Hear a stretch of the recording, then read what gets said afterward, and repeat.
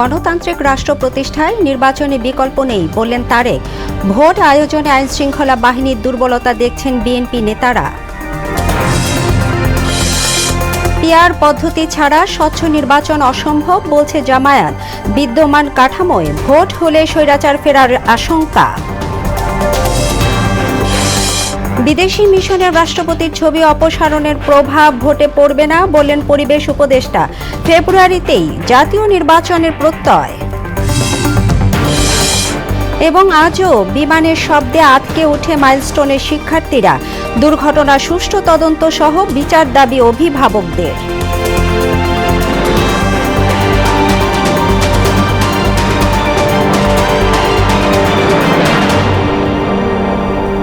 আসসালামু আলাইকুম। মোহনা সংবাদে স্বাগত। শুনছিলেন শিরোনাম, পুরো সংবাদে আপনাদের সাথে আছি তাবশির আলিজা। গণতন্ত্র মৌলিক অধিকার ও জবাবদিহিমূলক রাষ্ট্র প্রতিষ্ঠায় নির্বাচনের বিকল্প নেই বলে মন্তব্য করেছেন বিএনপির ভারপ্রাপ্ত চেয়ারম্যান তারেক রহমান। তিনি বলেন, স্বৈরাচারের পুনর্জাগরণ প্রতিহতে বাংলাদেশ প্রতিজ্ঞাবদ্ধ, তবে চরমপন্থীদের উত্থানের বিরুদ্ধেও সোচ্চার থাকতে হবে। বিকেলে জাতীয় প্রেসক্লাবে এক আলোচনা সভায় যুক্তরাজ্য থেকে ভার্চুয়ালি যুক্ত হয়ে এসব কথা বলেন তারেক রহমান। তানজিদ ভূঁইয়ার প্রতিবেদন, জানাচ্ছেন মাহবুব হাসান রিপন। গণতন্ত্র উত্তরণে কবি সাহিত্যিকদের ভূমিকা ও করণীয় শীর্ষক মতবিনিময় সভার আয়োজন করে জাতীয় কবিতা পরিষদ। বিশেষ অতিথির বক্তব্যে বিএনপির স্থায়ী কমিটির সদস্য সালাউদ্দিন আহমেদ বলেন, শেখ হাসিনা শাসনামল অগ্নিগিরির মতো, যা 5 আগস্ট শেষ হয়েছে। এখন গণতন্ত্রের সৌরভ ছড়ানোর সময়। আপনারা এখনো আগুনের কথা বলেন কেন? আগুনের চাপটা তো শেষ 5 আগস্ট। এখন আপনারা বয়ান দিবেন ফুলের সৌরভ, গণতন্ত্রের সৌরভ, মানুষের অধিকারের সৌরভ যেন আমরা সারা দেশে ছড়িয়ে দিতে পারি। অনুষ্ঠানে যুক্তরাজ্য থেকে ভার্চুয়ালি যুক্ত হন বিএনপির ভারপ্রাপ্ত চেয়ারম্যান তারেক রহমান। তিনি বলেন, দেশের মালিকানার একমাত্র দাবিদার নাগরিকরা। এই সত্য প্রতিষ্ঠিত করতে অবাধ সুষ্ঠু নির্বাচনের পক্ষে সবাইকে ঐক্যবদ্ধ থাকতে হবে। মানুষের ভোটাধিকারের প্রশ্নে গণতন্ত্র প্রতিষ্ঠার জন্য বাক স্বাধীনতার পক্ষে একটা অবাধ সুষ্ঠু নির্বাচনের পক্ষে আমাদের সকলকে ঐক্যবদ্ধ হতে হবে। অর্থাৎ একটি অ্যাকাউন্টেবল অবস্থা দেশে তৈরি করা একান্তই প্রয়োজন। স্বৈরাচার পতনে যারা প্রাণ দিয়েছে তাদের রক্তের ঋণ শোধের সময় এসেছে বলেও মন্তব্য করেন তারেক রহমান। দেশের সার্বভৌমত্ব রক্ষায় সকল শহীদের রক্তের দায় পরিশোধের সময় এসেছে আজ। এই দেশের একজন কৃতজ্ঞ সন্তান হিসাবে আজ এই সুন্দর অনুষ্ঠানে আমাদের সকলের কণ্ঠে ঐক্যের প্রতিধ্বনি উচ্চারিত হোক। দেশে যাতে চরমপন্থীর উত্থান না হয় সেজন্য সবাইকে সজাগ থাকার আহ্বান জানান বিএনপির ভারপ্রাপ্ত চেয়ারম্যান। বাংলাদেশের জনগণের একটি প্রত্যাশিত বাংলাদেশ। মাহবুব হাসান রিপন, মোহনা সংবাদ, ঢাকা। কমিশনের নির্বাচনে প্রস্তুতিতে সন্তুষ্ট বিএনপি, তবে আইনশৃঙ্খলা পরিস্থিতি নিয়ে উদ্বেগ জানিয়েছে দলটি। বিকেলে সিইসির সঙ্গে বৈঠকের পর সংবাদ সম্মেলনে এসব কথা বলেন বিএনপির স্থায়ী কমিটির সদস্য নজরুল ইসলাম খান। তিনি বলেন, না ভোটের প্রস্তাব তার দলের কাছ থেকে আসেনি, এক্ষেত্রে বিশিষ্টজনদের পরামর্শ ছিল। এমআর আসাদের রিপোর্ট। নির্বাচনের প্রস্তুতি, আইনশৃঙ্খলা পরিস্থিতি, সংসদীয় আসনের সীমানা নির্ধারণ নিয়ে সিইসি এএমএম নাসির উদ্দিনের সঙ্গে সাক্ষাৎ করেন বিএনপির স্থায়ী কমিটির সদস্য নজরুল ইসলাম খান। তিনি বলেন, সীমানা নির্ধারণ বিষয়ে আপত্তি থাকলে দলীয়ভাবে নয়, ব্যক্তি পর্যায় থেকে ইসিকে জানানো হবে। কমিশন ভালোভাবে নির্বাচনের প্রস্তুতি নিলেও আইনশৃঙ্খলা পরিস্থিতির দুর্বলতা রয়ে গেছে বলেও জানান নজরুল ইসলাম খান।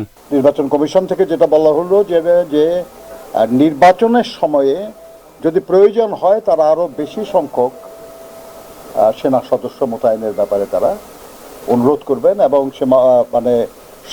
সমুদ্র উপকূলবর্তী এলাকাগুলির জন্য কোস্টগার্ড এবং নেভি তারা যাতে দায়িত্ব পালন করে সেই ব্যাপারে তারা চেষ্টা করবেন। সংক্ষুব্ধ ব্যক্তিরা শুধু এই ব্যাপারে অভিযোগ জানাতে পারবে। কোনো রাজনৈতিক দলের এই ব্যাপারে কোনো অভিযোগ বা আপত্তি জানানোর কোনো সুযোগ নাই। অতএব আমরাও কোনো অভিযোগ বা আপত্তি জানাই নাই তাদের কাছে। প্রবাসীদের ভোটাধিকার নিশ্চিতের পাশাপাশি ভুয়া পাসপোর্টধারীদের বিষয়ে সতর্ক থাকার পরামর্শ দেন বিএনপির এই নেতা। তাদের পাসপোর্ট, তাদের ছবি, তাদের বাবা মার নাম, ঠিকানা এগুলেন আপনারা একটু চেক করেন বাংলাদেশে, তাহলে এটা বের হবে যে এটা ভুয়া কি ভুয়া না আর কি। যদি দেখা যায় যে এটা সঠিক আছে, তাহলে তারা যাতে ভোট দিতে পারে সে ব্যাপারে আপনারা একটু চেষ্টা করতে পারেন। নজরুল ইসলাম খান বলেন, না ভোট নিয়ে বিএনপি প্রস্তাব করেনি, আর আসন ভাগাভাগি নিয়ে এখনো কোনো দলের সঙ্গেই আলোচনা হয়নি। কিসের ভিত্তিতে কোন ক্ষমতার বলে উনি বললেন এটা, এ ব্যাপারে বোধহয় তাকে জিজ্ঞেস করলে ভালো হয়। আর আসাদ, মোহনা সংবাদ, ঢাকা। সংখ্যানুপাতিক প্রতিনিধিত্ব বা পিআর পদ্ধতি ছাড়া কখনোই স্বচ্ছ নির্বাচন সম্ভব নয় বলে মন্তব্য করেছেন বাংলাদেশ জামায়াতে ইসলামের নায়েবে আমির আব্দুল্লাহ মোহাম্মদ তাহের। বলেন, কালো টাকা আর পেশি শক্তি যাদের ভরসা তারাই পিআর পদ্ধতি চায় না। বিকেলে রাজধানীর রমনা ইঞ্জিনিয়ার্স ইনস্টিটিউশন মিলনায়তনে দলের এক আলোচনা সভায় তিনি এসব কথা বলেন। অনুষ্ঠানে দলটির সেক্রেটারি জেনারেল মিয়া গোলাম পরোয়ার বলেন, জুলাই ঘোষণাপত্রের আইনি ভিত্তি না দিয়ে যদি নির্বাচন হয় তাহলে আরেকটি ফ্যাসিবাদের জন্ম হবে। বিদেশি মিশন থেকে রাষ্ট্রপতির ছবি সরানোর সঙ্গে নির্বাচনের কোনো সম্পর্ক নেই বলে জানিয়েছেন পরিবেশ উপদেষ্টা সৈয়দা রিজওয়ানা হাসান। বলেন, প্রধান উপদেষ্টার ঘোষণা অনুযায়ী আগামী ফেব্রুয়ারিতেই নির্বাচন হবে। সচিবালয়ে সাংবাদিকদের সঙ্গে আলাপে এসব কথা বলেন পরিবেশ উপদেষ্টা। তিনি জানান, সিলেটে সাদা পাথর লুটের ঘটনায় প্রশাসনের যোগ সাজশ ছিল। মাহবুব হাসান রিপন জানাচ্ছেন বাকিটা। সিলেটে সাদা পাথর লুটপাটের ঘটনায় দেশ জুড়ে চলে নানা আলোচনা সমালোচনা। এরপর পাথর উদ্ধারে অভিযানে নামে প্রশাসন, সেগুলোকে যথাস্থানে রাখার উদ্যোগও নেওয়া হয়। রবিবার সচিবালয়ে সাংবাদিকদের মুখোমুখি হয়ে এ বিষয়ে কথা বলেন পরিবেশ উপদেষ্টা সৈয়দা রিজওয়ানা হাসান। বলেন, সাদা পাথর লুটপাটের ক্ষেত্রে প্রশাসনের যোগসাজশ ছিল। সর্বদলীয় ঐক্যের কারণে প্রশাসন নিশ্চয়ই যোগসাজশ ছিল, কিন্তু এখন তারা বের করতে পারে কেমন করে যে পাথরগুলো কোথায়। আবার নীরবতাও ছিল, তারা হয়তো অতটা ঝুঁকি নিতে পারছিলেন না। ফিল্ড পরিদর্শনকালে উপদেষ্টাদের উপর হামলার প্রসঙ্গ টেনে সৈয়দা রিজওয়ানা বলেন, সে সময় সব স্টোন ক্র্যাশারের মেশিনের বিদ্যুৎ সংযোগ বিচ্ছিন্ন করা হলেও পরিবহন ধর্মঘটের হুমকি দিয়ে আবারও পাথর উত্তোলন শুরু হয়। 4-5 দিন পরেই সকল রাজনৈতিক দল এক হয়ে কি করলো, একদম রীতিমতন প্রেসার ক্রিয়েট করা হলো এবং তারা ওইখানে দিলেন যে তারা পাথর তুলতে দিতে হবে। এবং পরিবহন মালিকেরা তারাও বললেন তারা ধর্মঘট করবেন। এই ধর্মঘট কিন্তু তাদের নতুন না। এক প্রশ্নের জবাবে উপদেষ্টা বলেন, বিদেশি মিশন থেকে রাষ্ট্রপতির ছবি সরানোর সঙ্গে ভোটের কোনো সম্পর্ক নেই। কোনো বার্তা দেয় কিনা আমি জানি না, আমিও আপনার মতন শুনেছি এবং পত্রিকায় পড়েছি, কিন্তু যেহেতু আমি বিদেশি দূতাবাসে কাজ করি না, আমি বলতে পারছি না যে আসলে প্রেক্ষিতটা কি, কিন্তু এটার সাথে নির্বাচনের কোনো সম্পর্ক আছে বলে আমার মনে হচ্ছে। গণপরিষদ নির্বাচনের ক্ষেত্রে রাজনৈতিক ঐকমত্য হলে সরকার ভেবে দেখবে বলেও জানান পরিবেশ উপদেষ্টা সৈয়দা রিজওয়ানা হাসান। সরকার একটা সিদ্ধান্ত দিয়েছে চিন্তা করে, একদম সবার সাথে কথা বলে, রাজনৈতিক দলগুলোর সাথে কথা বলেছে, উপদেষ্টা পরিষদের কথা হয়েছে। মাহবুব হাসান রিপন, মোহনা সংবাদ, ঢাকা। জুলাই আগস্ট হত্যাযজ্ঞের মামলায় শেখ হাসিনা ও আসাদুজ্জামান খান কামালের বিরুদ্ধে সাক্ষ্য গ্রহণ শেষ হতে পারে অক্টোবরে, এমনটা জানিয়েছেন প্রসিকিউটর মিজানুল ইসলাম। রোববার ট্রাইব্যুনাল 1-এ মামলার ৪র্থ দিনে সাক্ষ্য গ্রহণ হয়। এছাড়া রামপুরা থানার হত্যা মামলায় চূড়ান্ত প্রতিবেদন দিতে 25 আগস্ট পর্যন্ত সময় দেওয়া হয়েছে। আরও জানাচ্ছেন কাজী পাপ্পু।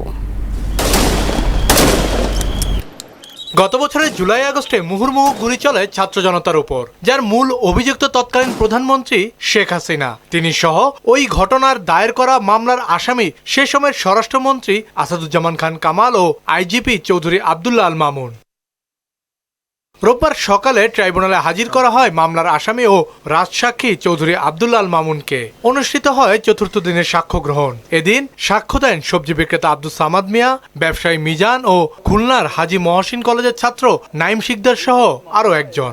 শটগান দিয়ে গুলি করলে তার পিঠে অসংখ্য গুলি আছে, সে অনুমান করছে যে সেই গুলির সংখ্যা 500-র বেশি হবে।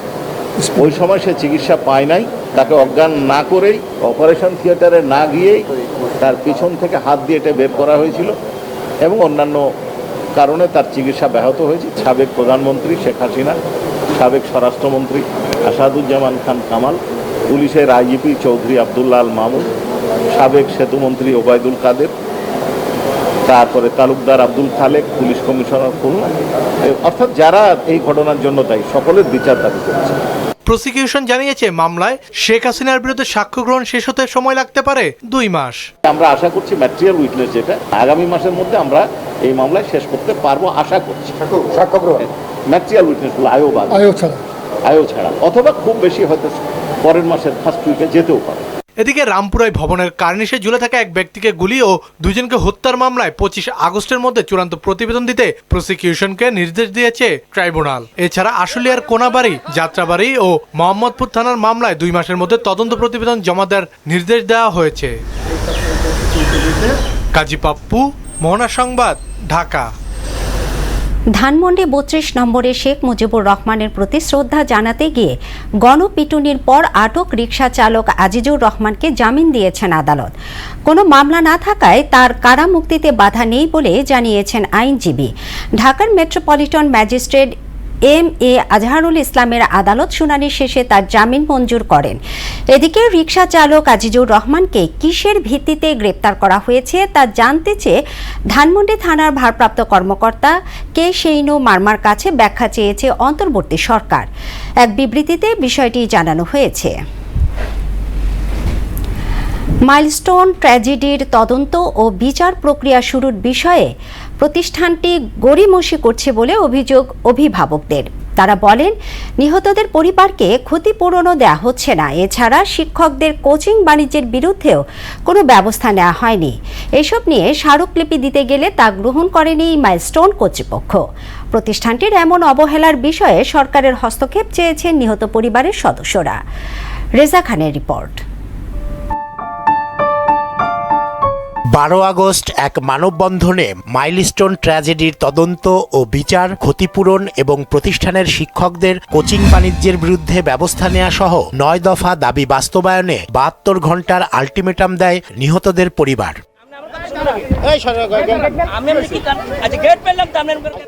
কিন্তু বেঁধে দেয়া সময়ের মধ্যে দাবির বিষয়ে কোনো অগ্রগতি হয়নি। এ নিয়ে রোববার ক্যাম্পাসে স্মারকলিপি দিতে গেলে বাধার মুখে পড়েন অভিভাবকরা। একই পরিস্থিতি হয় গণমাধ্যম কর্মীদেরও। পরে পুলিশ ও নিরাপত্তা কর্মীদের উপেক্ষা করেই ভেতরে প্রবেশ করেন সবাই।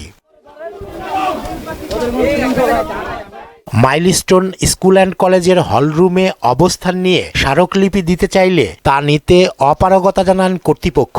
সকলের উপস্থিতি টের পেয়ে প্রতিষ্ঠানটির অধ্যক্ষ সটকে পড়েন বলে জানা যায়।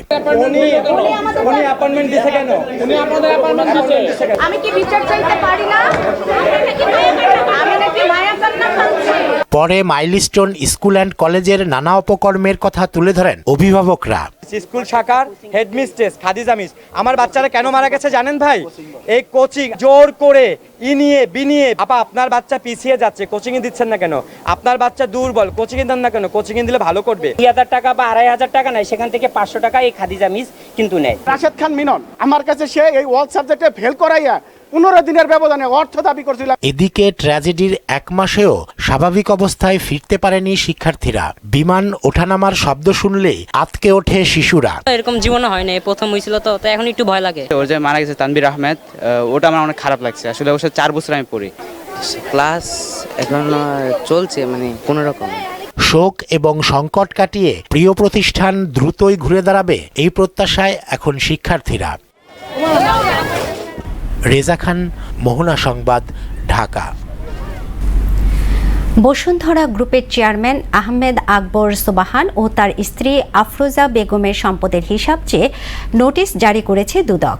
বিকেলে এক ব্রিফিংয়ে সংস্থাটির মহাপরিচালক আক্তার হোসেন জানান, 700 কোটি টাকার অবৈধ সম্পদ ও $2.5 লাখ সেন্ট কিটস অ্যান্ড নেভিসের নাগরিকত্ব অর্জনের অভিযোগে তাদের বিরুদ্ধে সম্পদ বিবরণী দাখিলের নোটিশ দেওয়া হয়েছে। এদিকে শেখ মুজিবের অসমাপ্ত আত্মজীবনী লিখে টাকা ফ্ল্যাট নেয়ার ঘটনা তদন্তের সিদ্ধান্ত নিয়েছে দুদক। বাকিটা জানাচ্ছেন এসইউ সেলিম।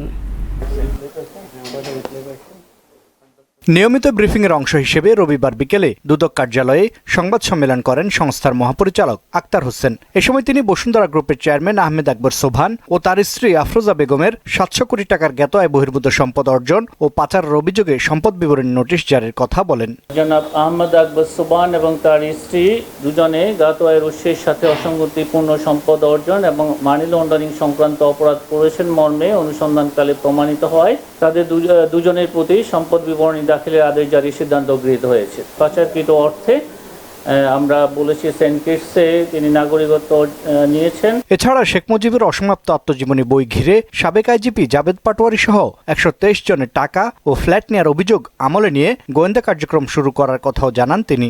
অসমাপ্ত আত্মজীবনী নিয়ে যে প্রতিবেদন গণমাধ্যমে প্রকাশিত হয়েছে সেই প্রতিবেদন দুর্নীতি দমন কমিশনের নজরে এসেছে এবং দুর্নীতি দমন কমিশন এই বিষয়ে কাজ করছে।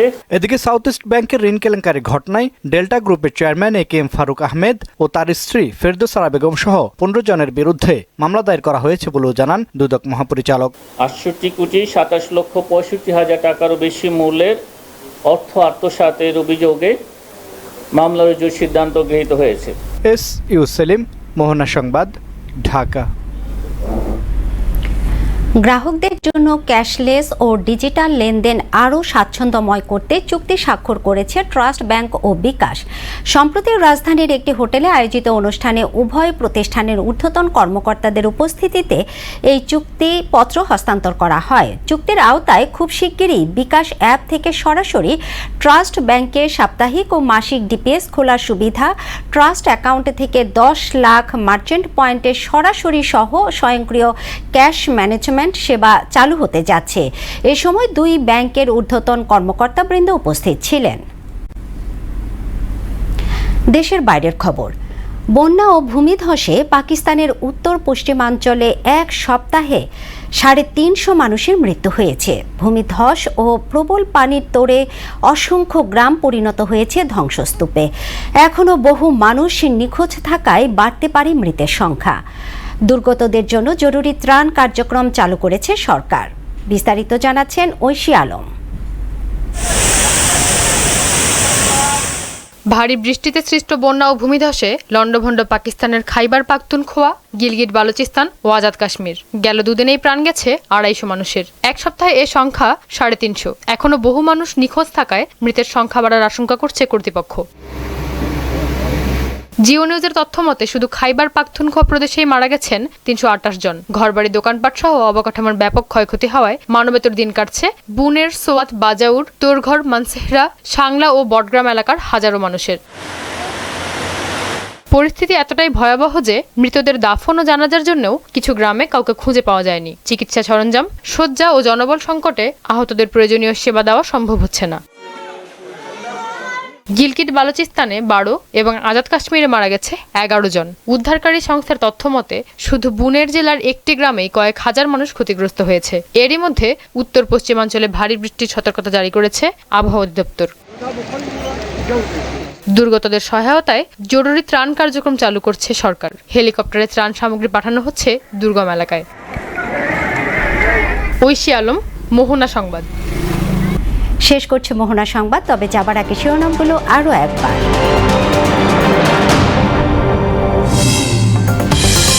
গণতান্ত্রিক রাষ্ট্র প্রতিষ্ঠায় নির্বাচনে বিকল্প নেই বললেন তারেক।